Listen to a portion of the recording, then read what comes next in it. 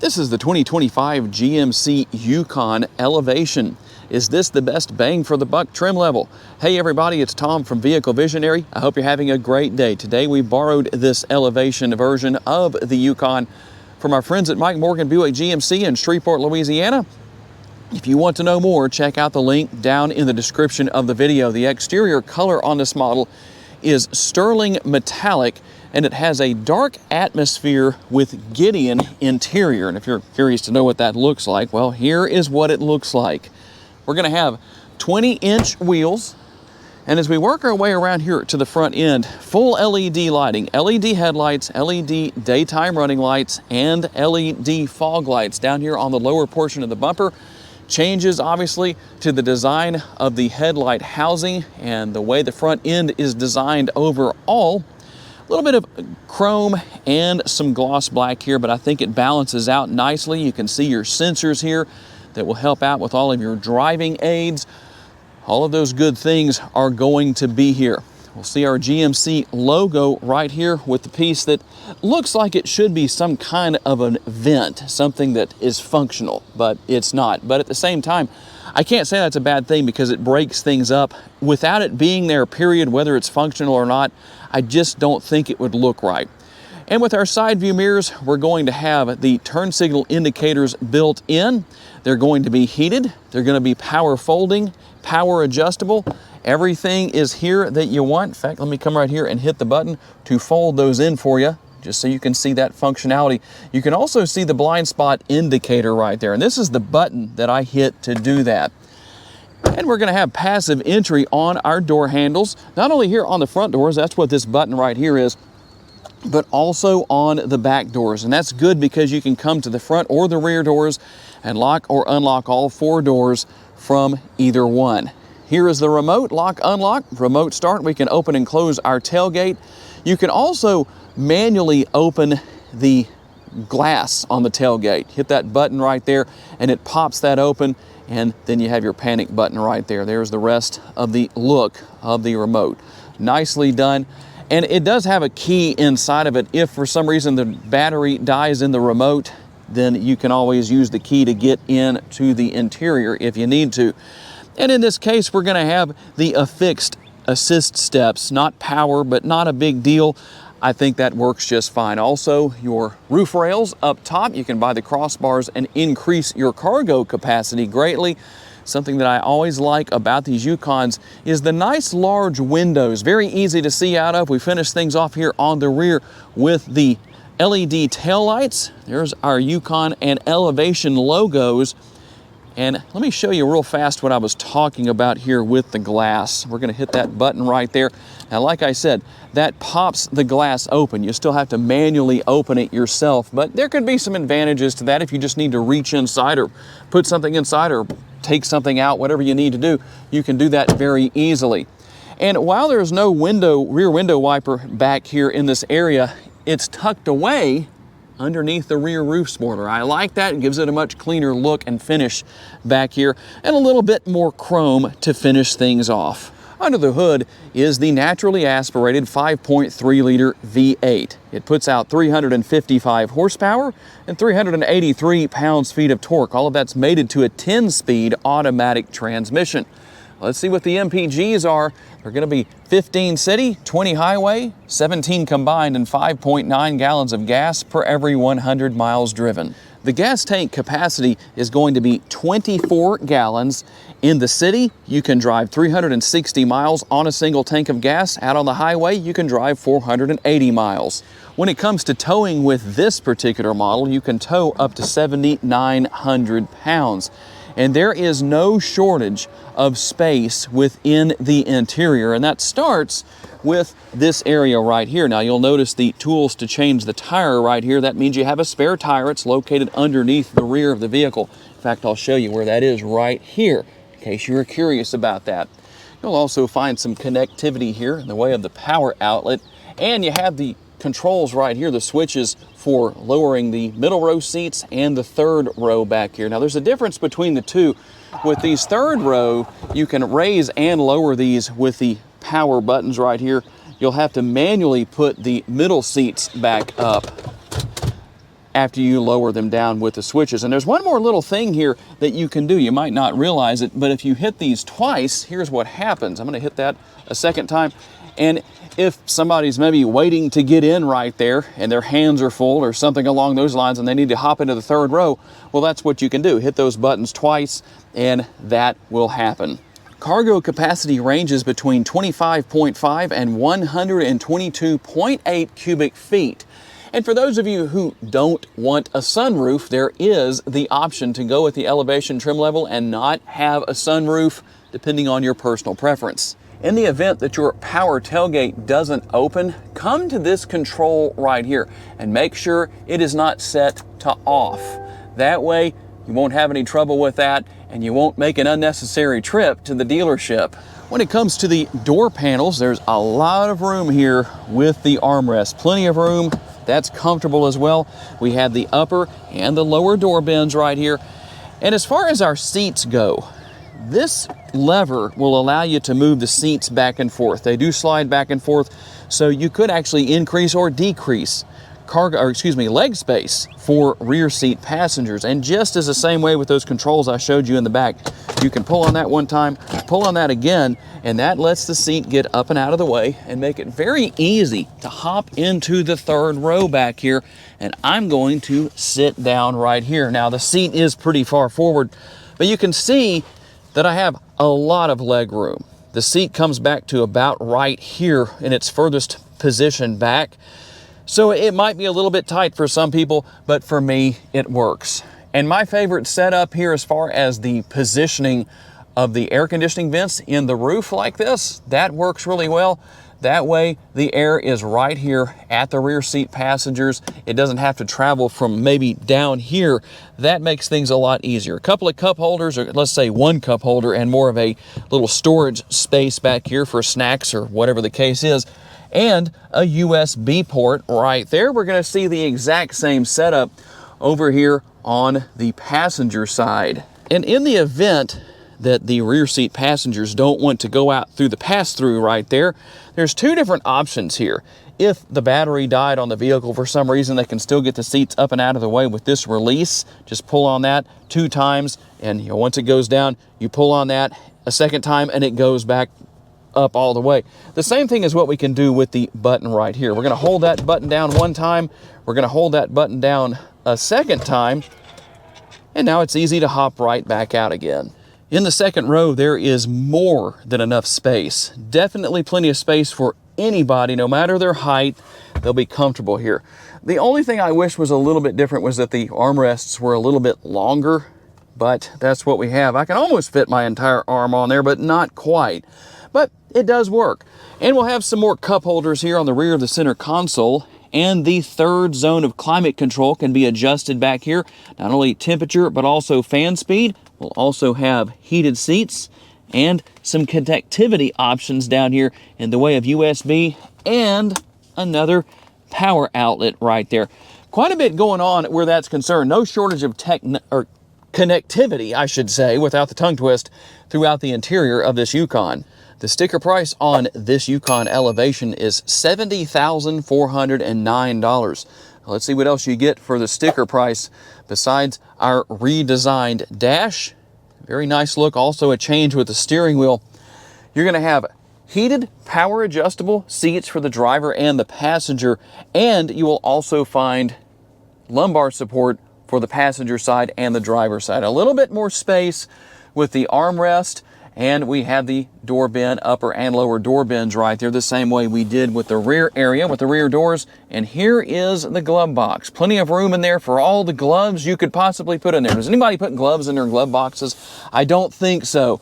And you can see the changes to the design of the air conditioning vent over there on the passenger side, and obviously what is surrounding our 16.8-inch touchscreen right here. That's a lot of real estate.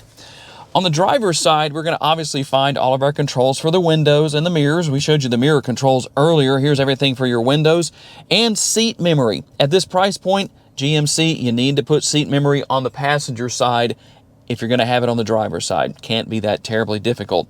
If you're looking for the power parking brake, there that is, and some of your safety features right there.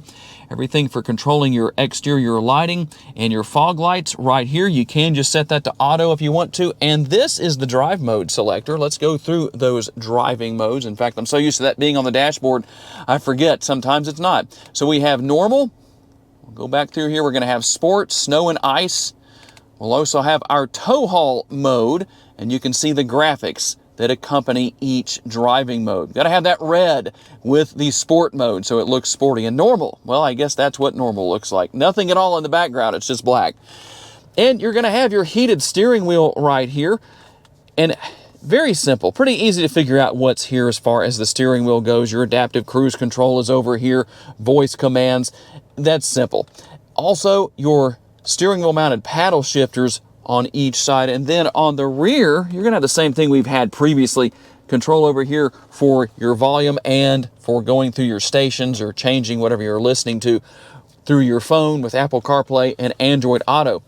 Now here is our instrument cluster. The digital look, very nice. I like it. Somewhat simplified, doesn't seem to be too much there. But if you say to yourself, I don't like the way that looks, what do? That's what this button is for. And I'll show you what happens when I push that button. Pretty easy to change the look if you want to. If you want to bring up navigation through Google Maps, you can do that. And then we can go right here. We're going to have quite a few different options as far as our features and functionality go. I like that. I think GMC has done a nice job with it. It's not over the top. It's not ridiculously complicated, at least not in my opinion. There is the button for starting and stopping the engine. And something you'll notice, if this is your first time looking at a 25 Yukon, what is not here? Can you see it? Or can you see what's not here, I should say? The shifter is no longer here. The push button shifter is a thing of the past. Now you're going to have your shifter right here on the column. You just pull that back to go into drive, neutral, reverse, and you're good to go with that. To go back into park, you just push the button right here. The only thing missing here is a dedicated sunglass holder. You're going to notice there's nothing up here and there's nothing over here as there used to be. Now somebody's probably going to say in the comments, oh, it's right up here. Well, like I say, it's not a dedicated sunglass holder. You could have sunglasses in there for everybody in the vehicle if every single seat is taken and still have space left over. But that could be used as a sunglass holder if so desired, but mainly just a small storage, or I should say a large storage compartment. Now we'll spend a little bit of time here going through the infotainment screen. I promise I'm not going to cover everything in great detail. Now, if somebody wants that, I can obviously do that for you. But we're just going to go and hit some of the high points. You have Google Assistant here where you can say, hey, yeah, I probably fooled some of you. You thought I was going to set off devices in your house, didn't you? You say that name right there. I think you know how that works. And yes, you do have Apple CarPlay and Android Auto here. You wirelessly pair your smartphone and you're good to go. The Play Store is right here if you want to add any apps to your screen. And how about our views with the cameras? There are quite a few. Depending on what you want to see right here, we can go to our front view right there, and then our rear view is right here. We can also see what's going on in a couple of different areas from above, also with our side view mirror cameras. So there's a lot going on here. You can see a little bit of everything. If you're going to hitch up to a trailer, you can do that right here. And by the way, those little lines you see kind of scanning through the screen, that has to do with my camera. It's not really happening, in case you were curious. Alexa, you can see all of your trailering information right here if you want to go in. We're not going to do anything with that right now, but you have your checklist that you can go through, your light test. All of that is going to be here. Probably don't need to tell you too much about that, but I do want to spend a little bit of time in settings right here. Connections, vehicle notifications, you can see what all is here. Accessibility, assistance, and voice. But I want to go back here to vehicle because there's a couple of things I know you like to know about. Audio settings, you have teen driver mode, rear seat reminder and buckle to drive, your climate and air quality, mainly right here. How about your safety features? Forward collision avoidance, front pedestrian braking, intersection collision braking, adaptive cruise go notifier, side bicyclist alert, lane change alert, park assist with braking, rear cross traffic braking, and rear pedestrian alert. A lot of you like to know about those features, so I want to make sure I tell you about those. And comfort and convenience, if your chime volume is too loud, you can do that. You can turn the reverse tilt mirrors on, and if you're not familiar with what that is, that means when you go into reverse, your mirrors tilt down where you can see what's behind you a little bit more effectively than you can when they're set in your conventional driving position. You do have your rain sensing windshield wipers. If you want to turn that on or off, you can do that. And you can also do the remote mirror folding right here, which means when you lock the vehicle, the mirrors fold in, and when you unlock the vehicle, they unfold. Just make it a little bit easier to park in maybe some tight parking spaces. Go back here, and you can see some of the other things that we have as far as that goes. Lighting, not a lot going on here, just your exterior illumination. Animated, you can turn that on, you can make it static, you can turn it off, whatever you want to do with that, just to give you an idea of what is here. And how about remote lock, unlock, and start? What are the features here? Quite a bit going. Your remote unlock light feedback, you can turn that on and off. Remote lock feedback. I'm not going to say everything that's here, but you can see what's going on. And I like the remote start auto heated seats. If you had the ventilated seats, you could do the same thing with that. That way, when you remote start the vehicle, it will sense the temperature outside and turn on what needs to be turned on. Passive door lock, passive unlock, that's going to be there. Key left in vehicle reminder. And there's just about everything here you could possibly want. And what about seating position? Well, the good thing about this, if you want to set things up, and this is done by remote, so depending on the remote you're using to drive the vehicle, if you have your driver's seat entry memory set, when you get in the vehicle and you start it up, it will automatically go into whatever that is set to. So if you set one remote to position number 1 or option number 1 right there, that's where it's going to go. It's going to automatically do that. And exit memory as well. Maybe you're somebody who likes to drive a little closer to the steering wheel, but it makes it a little bit more difficult to get in and out of the vehicle. When you go to get out, you turn the engine off, the seat will automatically move back and make it easier to do that. There's a lot of convenience to that for different reasons. Pretty easy to deal with. You also have your transport mode right there if you want to take advantage of that. Like I say, there's so much here. I don't want to cover everything, but I just want to show you a couple of things that are here as far as that goes. We'll go into controls right here just so you can see child safety locks. Here's where you turn those on and off. And then your blind zone or your blind zone steering assist. If you want to use that, you can. And your universal remotes. You can use those as well. Makes it easy to take care of things as far as your garage doors and all that good stuff go. So you can add up to 8 remotes, it says, for garage doors. That's actually pretty interesting. If you have 8 garage doors, I would love to see your house. It must be a mansion to have something like that. And down here, we'll see everything for controlling your air conditioner. Here's where you go to turn the heated seats on and off, as you can see. And you have your different settings where all of that is concerned. 3 different stages. Depends on what you want. And then we can turn that off right there. Control right here for your volume. Don't have to tell you much about that. But I do like the fact that there are still mainly going to be physical controls for controlling the air conditioning, but you will have to use the screen for the heated seats. A couple of USB options right there and your wireless charging pad. A little bit of gloss black, but I think it's appropriately placed, not too bad, at least in my opinion. And the cup holders. Plenty of space with the armrest right here, really the lid that doubles as an armrest, the lid for the center console, and there is plenty of room within that area, that's for sure. And then you can also move that out of the way if you want to. There's a storage area right there, a drawer. You want to do that, or if your rear seat passengers, your middle seat passengers don't want to reach all the way forward for their drinks in the drink holders, well, you can give that to them that way. And I'm just using this control right here to do that. You can see some of the other controls that we have up here as well, some of our other features and functionality. All right, let's get out on the road for a quick test drive. And for those who are wondering if the 5.3 liter V8 is enough, I'm not hardly getting into the pedal, and I'm having absolutely no trouble getting down the road, getting up to speed. The ride quality is very enjoyable, very comfortable, and easy to see out of. I love that. That makes such a difference. Now, one thing that is different speaking of being able to see, and if you need this, it's nice to know that you have the advantage as far as this goes. But I'm going to clean the windshield off for you just a little bit. You can actually bring the cameras up now on the exterior, and any of those cameras will stay on even at speed. It used to be that they would go off, and I think it was 15 miles per hour. No longer the case. And you have a tilt and telescopically adjustable steering wheel, something I forgot to mention earlier. It's manually adjustable. There's a lever on the bottom of the steering column that you just drop and move out of the way to take care of that. Easy to deal with. Also, this is a rear-wheel drive version, so you don't have to go four-wheel drive if you don't want to. It just depends on your personal situation, your personal preferences. Overall, very comfortable, very roomy.